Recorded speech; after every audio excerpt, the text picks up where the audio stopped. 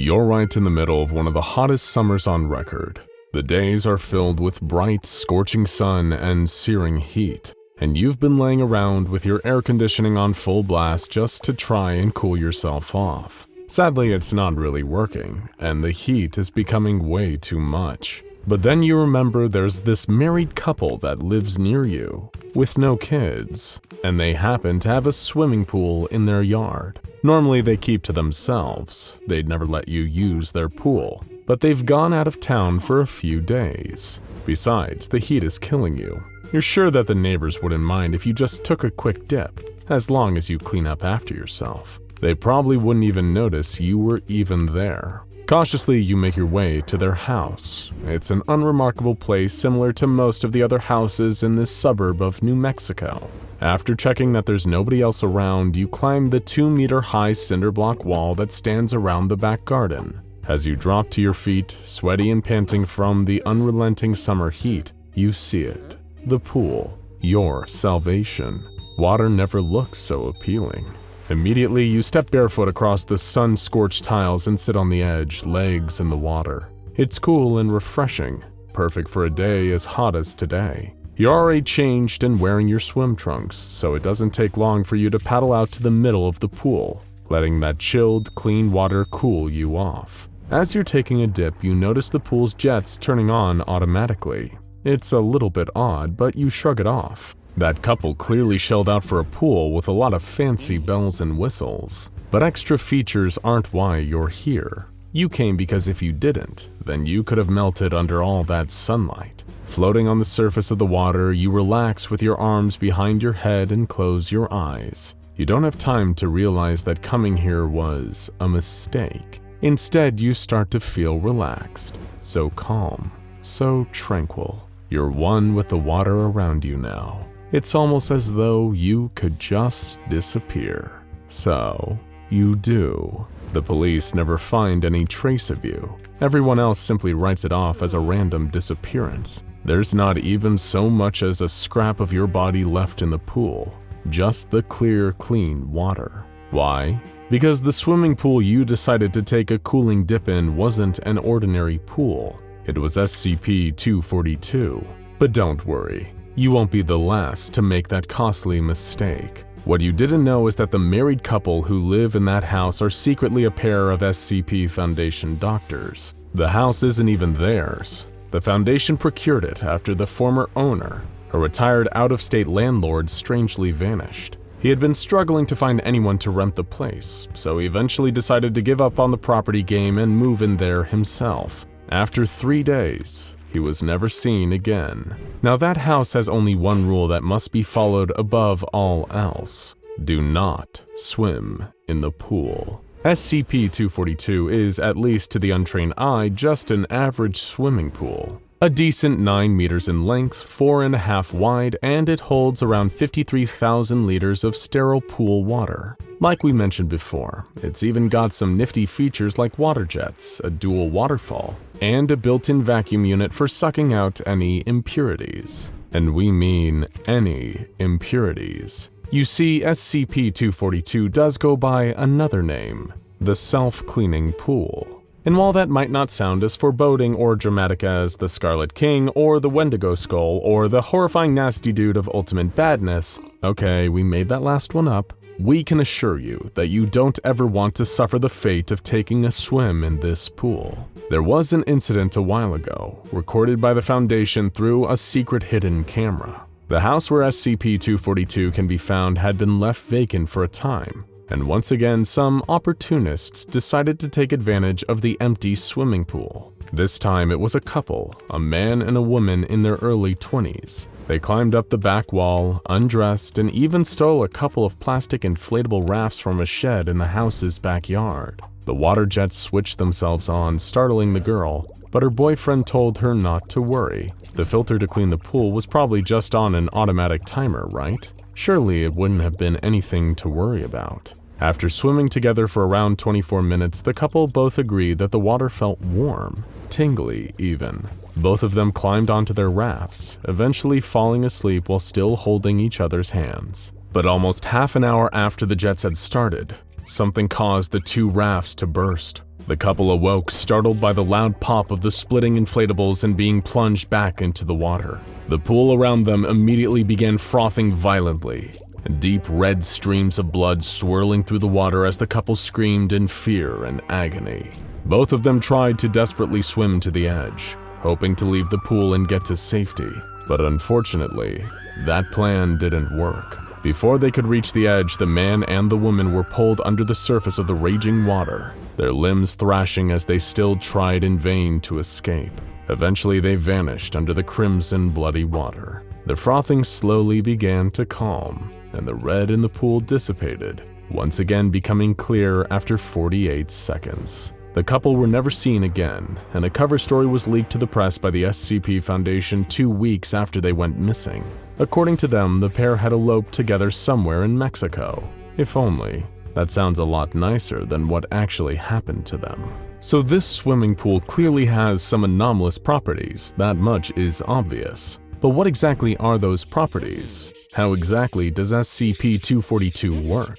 Is it an interdimensional gateway that drags people to a nasty alternate universe if they spend too long swimming in it? Or is the swimming pool itself a sentient carnivorous creature that lures humans in only to devour them?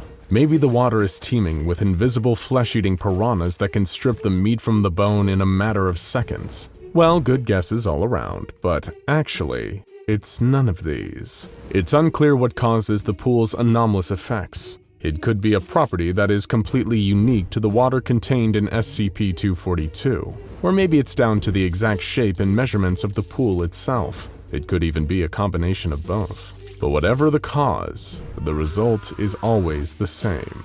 When any object, substance, or even living organism is placed in SCP-242, it will be entirely rewritten on a molecular level. The genetic and atomic structure will fall apart, and the subject will be transmuted into sterile water. In fact, not just clean water, but water that remains sterile even when removed from the pool. If you took a cup of SCP-242's water and mixed something like food coloring into it, the food coloring would not be absorbed into the water, instead staying as one non-miscible bubble. This process doesn't happen instantly, though.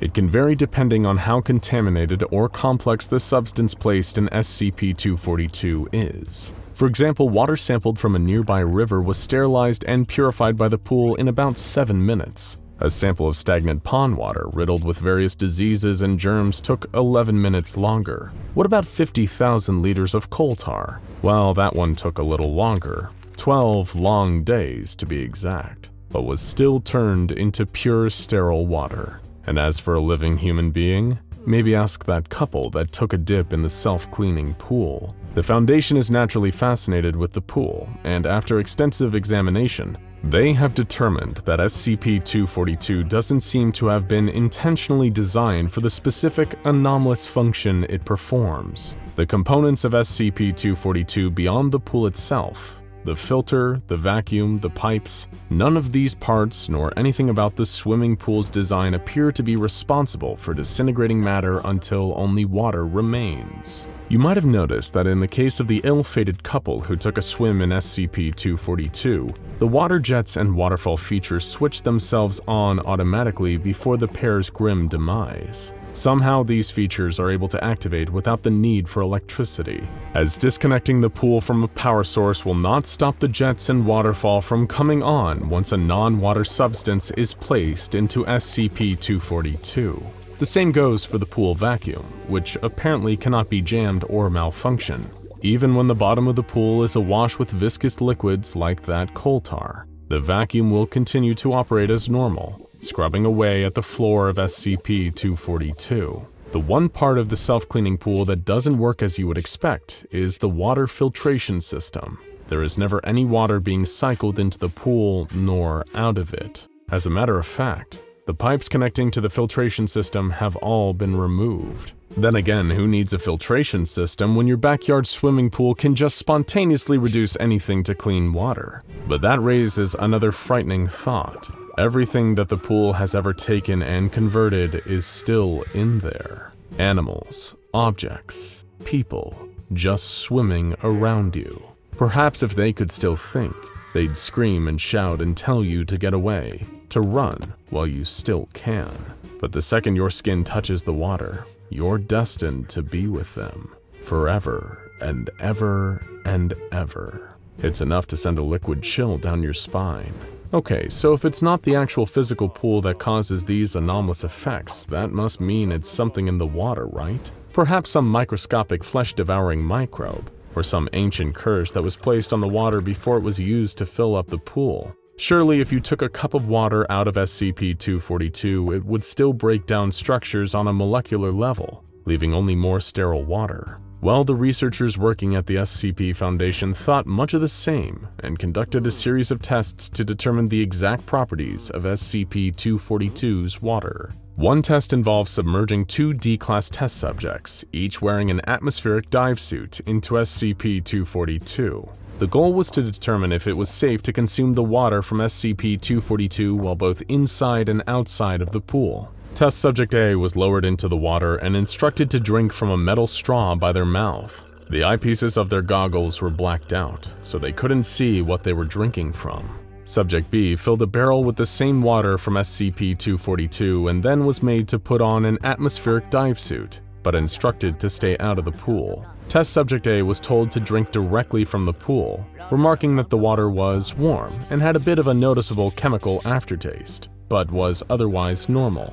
Then Test Subject B drank some of the same water from the barrel.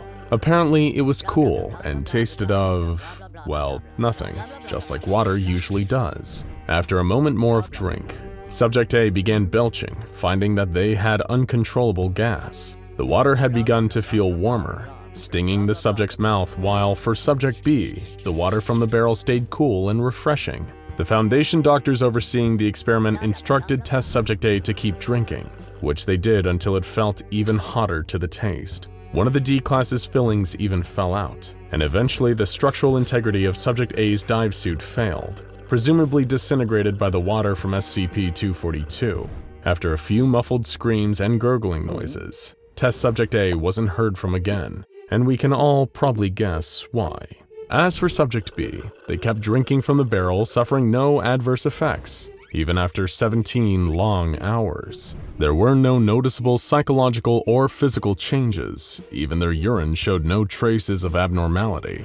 The water from SCP-242 left in the barrel evaporated as normal, leaving behind no residue or any indicator as to why taking the water out of the pool made it safer to drink than the same water in the pool. Perhaps the moral of the story is to just be careful where you choose to take a swim. Otherwise, it could be your last. Now go check out SCP-5545 Mysterious Tunnels in Antarctica Abnormality and SCP-1981 Ronald Reagan Cut Up While Talking and SCP-095 for more freaky and fascinating Safe Class SCPs.